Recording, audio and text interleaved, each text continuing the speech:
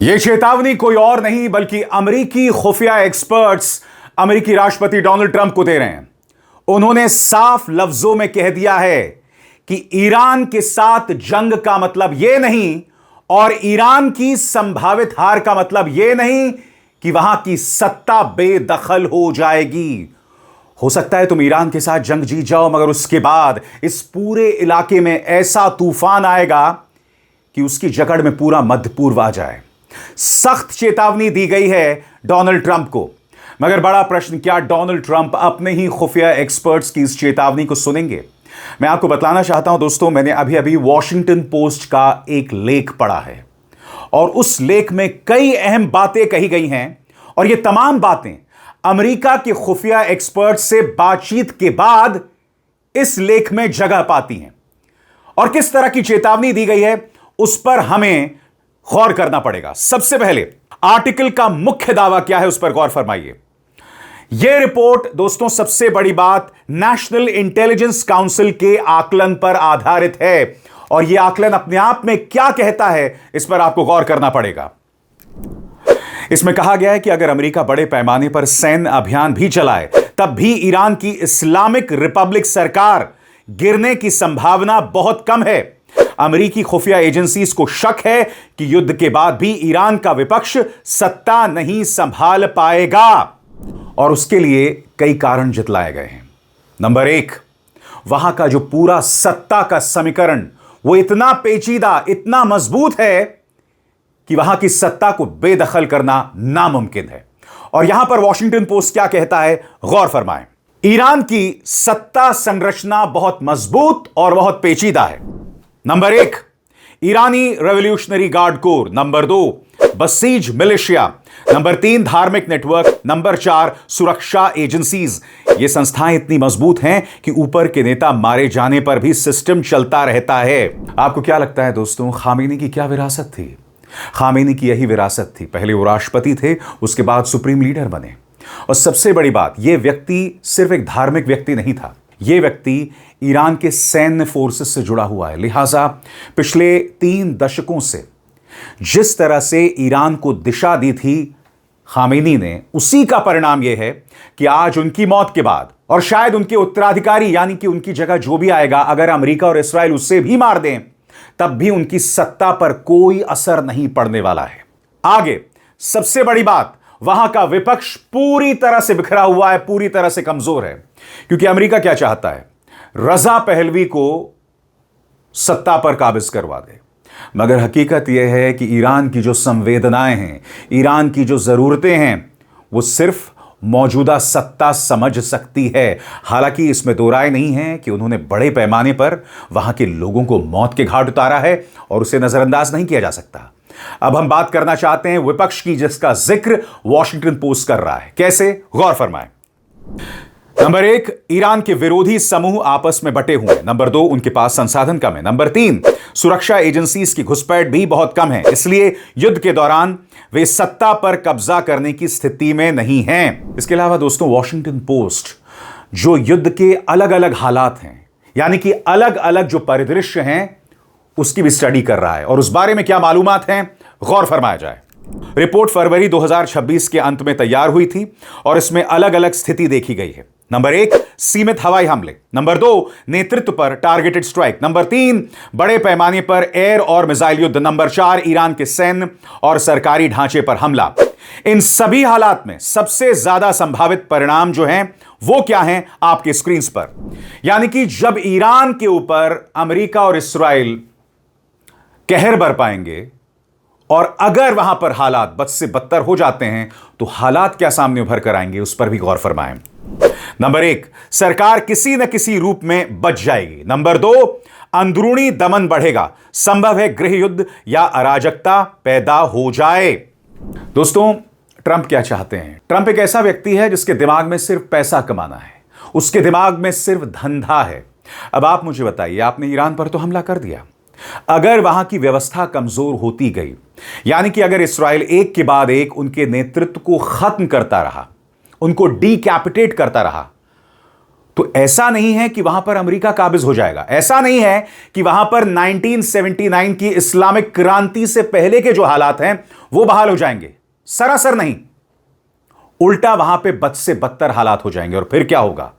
वहां की माइनॉरिटीज पर और जुल्म बढ़ेगा, वहां की औरतों की आजादी जिस पर एक सवालिया निशान है, और दिक्कतें पैदा होंगी। यानी कि अमेरिका और इस्राइल ईरान के अंदर हालात को वहां के आम इंसान के लिए और खराब कर रहे हैं, संभवतः उन लोगों के लिए और खराब कर रहे हैं जो खामेनी के विरोधी थे। और उससे भी बड़ी बात, इस वक्त जो भी चल रहा है ईरान में वो अमेरिका के नीति से सीधा टकराव है। वॉशिंगटन पोस्ट इस बारे में क्या कहता है, गौर फरमाएं। आर्टिकल कहता है कि यह रिपोर्ट ट्रंप प्रशासन की नीति से पूरी तरह मेल नहीं खाती। ट्रंप ने कहा है कि उनका लक्ष्य ईरान को पूरी तरह झुकाना है। ऑपरेशन का मकसद बताया गया है ईरान की मिसाइल क्षमता खत्म करना, उसकी नौसेना और प्रॉक्सी नेटवर्क को कमजोर करना, परमाणु हथियार बनने से रोकना। लेकिन खुफिया एजेंसीज का आकलन है कि सिर्फ सैन्य हमलों से शासन बदलना मुश्किल है। इसके अलावा वॉशिंगटन पोस्ट के इस लेख में कई एक्सपर्ट्स की राय ली गई है और सब एक सुर में ट्रंप को चेतावनी दे रहे हैं कि बाज आओ। क्या कहा जा रहा है दोस्तों, इस पर गौर फरमाया जाए। ब्रुकिंग्स इंस्टीट्यूशन की सुजान मलूनी ने कहा है कि यह आकलन बहुत गहरी जानकारी पर आधारित है। उनके मुताबिक ईरान की व्यवस्था दशकों की पाबंदियां और संकटों के बाद भी टिके रहने की क्षमता रखती है। क्षेत्रीय और राजनीतिक खतरे। रिपोर्ट चेतावनी देती है कि अगर शासन गिराने की कोशिश नाकाम होती है तो पूरे मध्य पूर्व में अस्थिरता फैल सकती है। आईआरजीसी के कमांडर या मिलिशिया नेता अलग अलग इलाके नियंत्रित कर सकते हैं। अलगाववादी संघर्ष शुरू हो सकते हैं। रूस और चीन को क्षेत्र में प्रभाव बढ़ाने का मौका मिल सकता है। और आगे बढ़ने से पहले एक जरूरी संदेश, मेरे कार्यक्रमों के लिए आप नोटिफिकेशन का इंतजार मत कीजिए। मेरे चैनल में जाइए और खुद जाकर कार्यक्रम देखिए और रहिए अपडेटेड। यानी कि होगा क्या अगर मान लिया जाए कि ईरान को तबाह करने में अमेरिका और इस्राइल कामयाब हो जाते हैं, वहां पर फिर ईरान पर अमेरिका और इस्राइल काबिज नहीं होंगे। हो सकता है ईरान छोटे छोटे हिस्सों में बंट जाए, हर हिस्से पे आईआरजीसी के एक कमांडर का जो है कब्जा होगा। उसके बाद क्या होने वाला है? एक खूबसूरत देश जिसकी खूबसूरत विरासत है वो बर्बाद हो जाएगी। मगर क्या इन दो वाहियात लोगों यानी डोनाल्ड ट्रंप और बेंजामिन नेतन्याहू को इसकी परवाह है? और जैसे कि मैं बता रहा हूं दोस्तों, रूस और चीन, उन्हें भी इस इलाके में प्रत्यक्ष तौर पर प्रवेश करने का मौका मिल जाएगा, क्योंकि जो भी हालात होंगे उसके बाद उनका दखल और ज्यादा बढ़ जाने वाला है। और यह अमेरिकी नीति के खिलाफ है जिसका जिक्र मैं अभी अभी कर रहा था। तो सरल शब्दों में कहा जाए तो इसका निष्कर्ष, इसका परिणाम क्या है, गौर फरमाएं। वॉशिंगटन पोस्ट की रिपोर्ट का मुख्य संदेश यही है कि बड़ा युद्ध भी ईरान की सरकार गिराने की गारंटी नहीं है। इससे सिर्फ सैन्य नुकसान होगा, लेकिन शासन शायद बना रहेगा। और अगर सरकार गिरी भी तो स्थिर लोकतांत्रिक व्यवस्था की जगह अराजकता पैदा हो सकती है। और सबसे बड़ी बात, विशेषज्ञ ये चेतावनी दे रहे हैं कि ईरान लिबिया या इराक नहीं है। जी हां, आपको याद होगा लिबिया पर नेटो प्रहार के बाद वहां क्या हालात हो गए थे। इराक में सद्दाम हुसैन को इन्होंने हटा दिया था। मगर यह चेतावनी दी जा रही है कि ईरान लिबिया या इराक नहीं है। और इस बारे में क्या जानकारियां हैं, गौर फरमाएं। नंबर 1, सत्ता का मजबूत और बहुस्तरीय ढांचा। जैसे कि मैंने आपको अभी अभी बताया, ईरान में सिर्फ एक व्यक्ति या छोटा समूह सत्ता में नहीं है। आईआरजीसी है, बसिज मिलिशिया है, धार्मिक नेतृत्व है, इंटेलिजेंस और सुरक्षा एजेंसीज हैं, और ये सभी मिलकर ऐसा सिस्टम बनाते हैं जो नेता के मारे जाने पर भी चलता रहता है। इसलिए डीकैपिटेशन स्ट्राइक से शासन तुरंत नहीं गिरता। दूसरा, बहुत बड़ा और जटिल देश। ईरान का आकार और जनसंख्या भी बहुत बड़ा कारण है। आबादी करीब 9 करोड़, क्षेत्रफल इराक से 4 गुना बड़ा। इतने बड़े देश को सैन्य रूप से नियंत्रित करना बहुत कठिन होता है। इसलिए इराक जैसा कब्जा मॉडल यहां लगभग असंभव माना जाएगा। तीसरा, मजबूत सुरक्षा और निगरानी तंत्र। ईरान की सुरक्षा एजेंसीज बहुत सक्रिय हैं। विपक्षी संगठनों में घुसपैठ है, विरोध प्रदर्शनों को जल्दी दबाना, डिजिटल निगरानी और गिरफ्तारियां। और यहां पर मैं बतलाना चाहता हूं कि ईरान की जो पूरी डिजिटल व्यवस्था है उसमें चीन ने एक अहम किरदार निभाया है। चीन ने उसे पूरी तरह से मजबूत किया है और उसे अमेरिका से कोसों दूर रखा है। यही वजह है कि जो ईरान की डिजिटल निगरानी है, उसका कोई जवाब ना अमेरिका के पास है ना इसराइल के पास। चौथा, विपक्ष का बिखराव, जिसका मैं जिक्र कर चुका हूं। ईरान का विपक्ष एकजुट नहीं है। मुख्य समूह अलग अलग विचारधारा वाले हैं। नंबर 1 राजशाही समर्थक, नंबर 2 लोकतांत्रिक सुधारवादी, नंबर 3 वामपंथी समूह, नंबर 4 जातीय अलगाववादी। और यह ना भूले दोस्तों, खामेनी की मौत के बाद वहां पर राष्ट्रवाद की एक लहर आई है और उसके चलते कई ऐसे लोग जो खामेनी का विरोध कर रहे थे, अब वो सत्ता के साथ हैं। यानी कि राष्ट्रवाद का असर कैसे, गौर फरमाया जाए। बाहरी हमले अक्सर राष्ट्रीय एकजुटता बढ़ा देते हैं। अमेरिकी खुफिया एजेंसीज का आकलन है कि बाहरी युद्ध होने पर कई लोग सरकार की आलोचना छोड़कर देश की रक्षा के नाम पर सरकार के साथ खड़े हो सकते हैं। यह प्रभाव इराक और लीबिया में इतना मजबूत नहीं था। और जैसे कि मैं बता रहा हूं दोस्तों, लीबिया और इराक के साथ एक और दिक्कत थी जो ईरान के साथ नहीं है। ईरान के साथ हमास है, ईरान के साथ हिजबुल्लाह है, ईरान के साथ उसका अपना मिलिशिया है, उसकी अपनी सेना के बावजूद आपकी स्क्रीन्स पर वो तमाम प्रॉक्सी नेटवर्क्स। नंबर 1 लेबनान में हिजबुल्लाह, नंबर 2 इराक की शिया मिलिशिया, नंबर 3 यमन के हूती, और उसके बाद सीरिया में सहयोगी समूह। और ईरान का अपना इतिहास। यह मत भूलिए, ईरान पर दशकों से आर्थिक पाबंदियां लगाई जा रही हैं। यह भी मत भूलिए कि बराक ओबामा के साथ उनका एक समझौता हो गया था, मगर फिर ट्रंप सत्ता में आते हैं 2016 में, और उसके बाद क्या होता है, उस समझौते को रद्द कर दिया जाता है। एक बार फिर उस पर आर्थिक पाबंदियां लगा दी जाती हैं। यानी कि आर्थिक पाबंदियों का सामना करने की कुव्वत, हिम्मत और साहस ईरान में कहीं ज्यादा है। यानी कि जंग से आप उसकी सत्ता का परिवर्तन नहीं कर सकते। यह संदेश साफ तौर पर ट्रंप और नेतन्याहू को जा रहा है। बड़ा प्रश्न, क्या वो इस संदेश को सुनेंगे या अनसुना कर देंगे?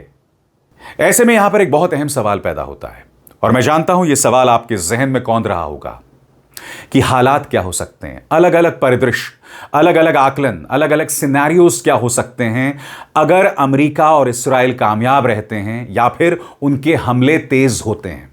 गौर फरमाएं, सबसे पहले सीमित नेतृत्व हटाने वाला अभियान, यानी डीकैपिटेशन स्टाइल ऑपरेशन। और इसमें क्या होता है, गौर फरमाएं। अमेरिका या इस्राएल सिर्फ शीर्ष नेताओं को निशाना बनाते हैं। बड़े कमांड सेंटर और सत्ता के मुख्य संस्थानों पर हमले होते हैं। लक्ष्य होता है कि ऊपर के नेतृत्व की परत हटे और सत्ता में अफरा तफरी मचे। खुफिया एजेंसीज का आकलन, ईरान की व्यवस्था ऐसी बनाई गई है कि वो ये सब झटके झेल सकते हैं। असेंबली ऑफ एक्सपर्ट्स, IRGC और सुरक्षा नेटवर्क नया सुप्रीम लीडर चुन सकते हैं। शासन का ढांचा जारी रहेगा। और आपको यह भी पता होगा दोस्तों, इस वक्त नया सुप्रीम लीडर नहीं चुना गया है, उल्टा एक व्यवस्था है जिसमें मुश्तबा खामेनी भी शामिल हैं। और कई लोग यह भी कह रहे हैं कि मुश्तबा खामेनी हो सकता है कि अगले सुप्रीम लीडर ना हो। और इसी मंच पर मैंने आपको बतलाया था कि अगला सुप्रीम लीडर कौन होगा, यानी बात साफ हो जाती है। ईरान की जो व्यवस्था है वो पेचीदा है, वो बहुत बड़ी है। ईरान एक बहुत बड़ा देश है, 9 करोड़ की आबादी है, इराक से 4 गुना बेहतर है। अब इन हालात के मद्देनजर आप खुद बताइए, अगर आप ईरान में तबाही मचा भी दें, जैसा कि सड़कों पर दिखाई दे रहा है, आग लगी हुई है, वहां के तेल रिफाइनरीज पर इस्राइल हमला कर रहा है, ये सब करने के बावजूद क्या आप वाकई IRGC को हटा पाएंगे? इसकी गुंजाइश न के बराबर है। और यह चेतावनी वॉशिंगटन पोस्ट के जरिए डोनाल्ड ट्रंप और बेंजामिन नेतन्याहू को मिल रही है। मगर क्या ये दोनों नेता इस चेतावनी को स्वीकार करेंगे या फिर ईरान को बर्बाद करने की चाह में पूरे मध्य पूर्व को बर्बाद कर देंगे? क्योंकि आपको समझना पड़ेगा दोस्तों, इन दोनों का मकसद ईरान की औरतों को बचाना नहीं है। इन दोनों का मकसद वहां के लोकतंत्र को बचाना नहीं है। ट्रंप का मकसद सिर्फ पैसा है, कमाई है। जहां तक नेतन्याहू की बात है, नेतन्याहू के खिलाफ भ्रष्टाचार को लेकर केसेस इस्राएल में चल रहे हैं। वो अपनी जान बचाना चाहते हैं, वो जेल जाने से बचना चाहते हैं, वो ईरान को पूरी तरह से तबाह कर देना चाहते हैं। अगर उनका बस चले तो जैसा उन्होंने गजा में 70,000 लोगों को मार दिया और गजा में पूरी तबाही मचा दी, वही मंजर वो ईरान में करना चाहते हैं। इसलिए ये दोनों शख्स निहायत ही खतरनाक है, न सिर्फ ईरान के लिए बल्कि मध्य पूर्व और उसके जरिए पूरी दुनिया के लिए। अविसार शर्मा को दीजिए इजाजत। नमस्कार।